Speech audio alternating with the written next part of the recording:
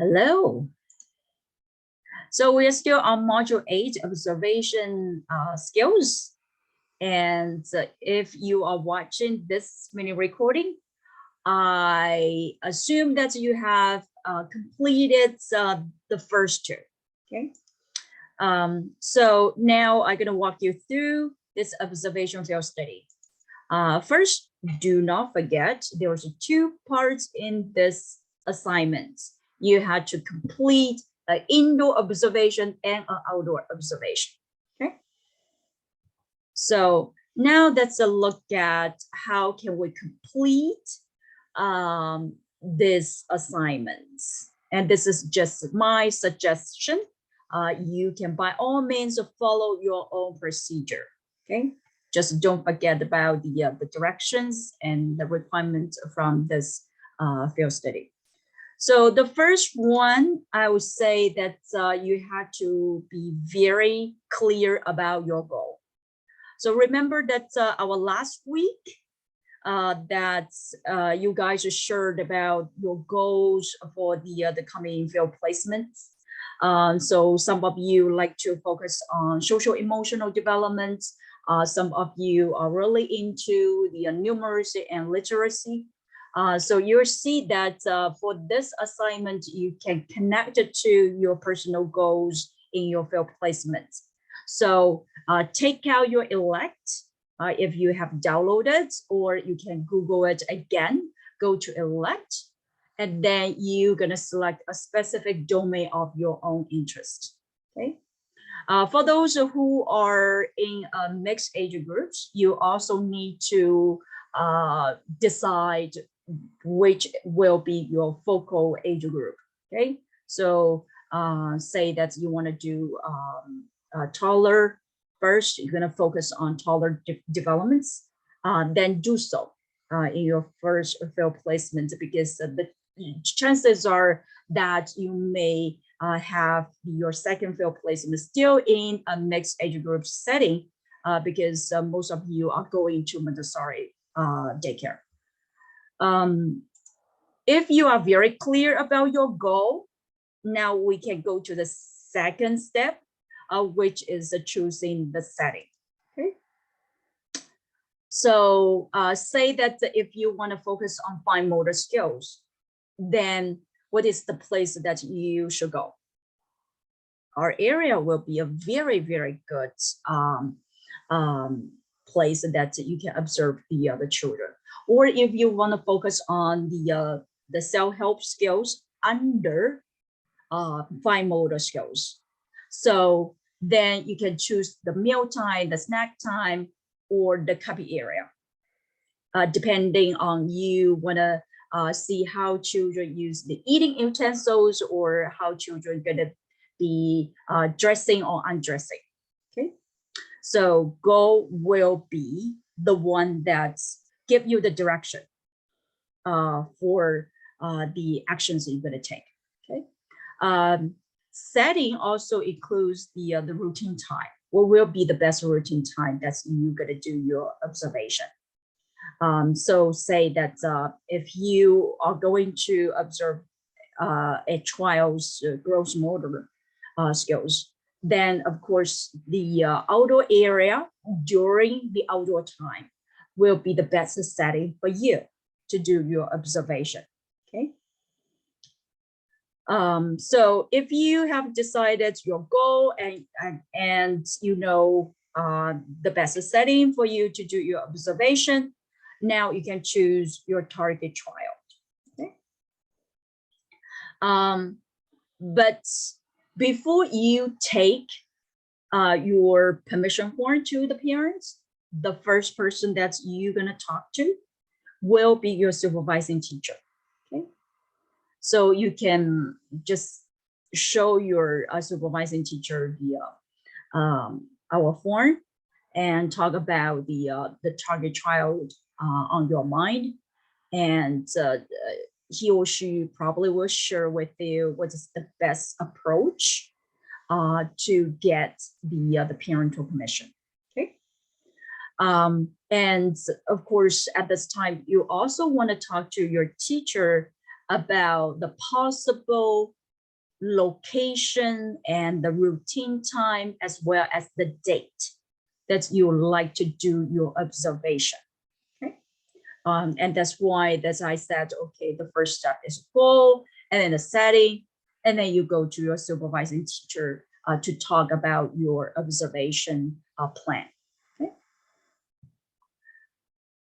So after you gain the parental permission, you can start your observation. You can never do it before you get the permission. Okay. So so that's the focus on the observation record. I'll show you how to do it step by step. Okay. The example that I'm going to use is the same as in the mini recording too. We're still going to using Alan as our example. Okay. If you forget, you can go to this link and watch the other video again. Okay. So let's see.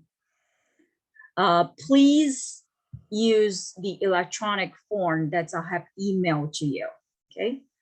So it looked like this. I'm gonna just go one section after another. Okay. So the first part will be the name. Okay. So here I will ask you, if possible, you add the age. And the reason is that if you have the specific age, it'll be much easier for you to do analysis, right? So the name will be the child's name, so whose name is Alan, okay? If in your daycare that you can't really use the real name, you can use initial, which is fine with me, okay? So that's why you have to always talk to your teacher first. Then the age will be 2 years and 2 months. Observer gonna be you, okay? So your name. Program will be the daycare center, okay? So what's the name of your daycare center? If I remember correctly, Alan was in a daycare called Big Step. Okay, so I'm gonna just put down the Big Step Daycare Center. The date will be your observation day. Okay, whenever you do your observation, that will be the date. Okay, so I hope that you remember what's the correct format to write your date. Can I just put today's date here? Maybe. So remember that we do the month first, and then the day, and then a comma, and then the year, right? Oops. Location will be where you do your observation. Okay. So in this example, it's gonna be gym. Sorry. And the time, I don't know. Is it gonna be a specific time when you do your observation? Can I just write down, say, 10 a.m.? Ooh. 10 a.m. Okay, so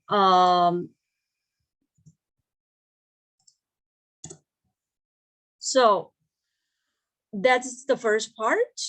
Now we're gonna go to the second part, which is about the observation method. So you see here, here is your goal, okay? And there is a brackets from this slide on.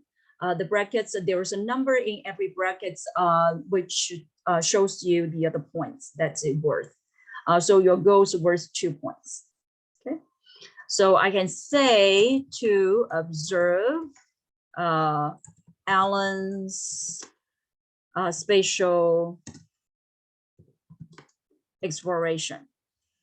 And I get this skill from ELACT. Okay.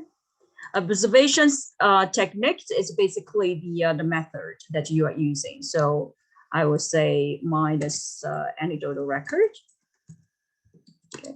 And I highly recommend that you use anecdotal records. It's really convenient. Okay, tools used in the assessments, again, this was 2 points. And NACC requires you to use 2 different tools in this assignment. So one for the indoor, one for the outdoor. But I would say that if you really struggle, just use ELACT. You're gonna lose some points, but it's not a big deal because you're gonna gain most of the points in the record and observation record and the analysis, which will be worth 40 points. So that's really a lot. Okay. Okay. So as you can see here, this is the observation record that I showed you in second mini recording. I get rid of the first sentence because I think it's just irrelevant. Okay, you don't need to mention it. So I want to show you that the things that you need to do. So the first sentence just give me the situation. Okay? The time, the routine time, the target child, what does he or she do, and then the location. Okay, just that. Okay, for the first sentence, and then you start with the second sentence. Tell me the incident. Okay, how? Okay.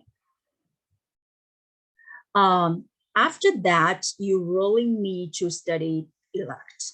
Okay, so you know that Alan is 2 years and 2 months. So when I go to ELACT, I have to go to the taller section. Okay, so I go to taller section and I go to the domain of a cognition. Okay, so now you'll see that I have spatial exploration right here. I can also talk about, because in order to do the spatial exploration, which is a kind of learning for the young children, I can talk about the regulation, the attention regulation, right? I can talk about a little bit about problem solving during this spatial exploration, okay? I can also talk about how Alan actually used sorting in this spatial exploration. Okay, so you see that, but you get all the skills by referring to ELACT. So ELACT is a very, very important tool for you.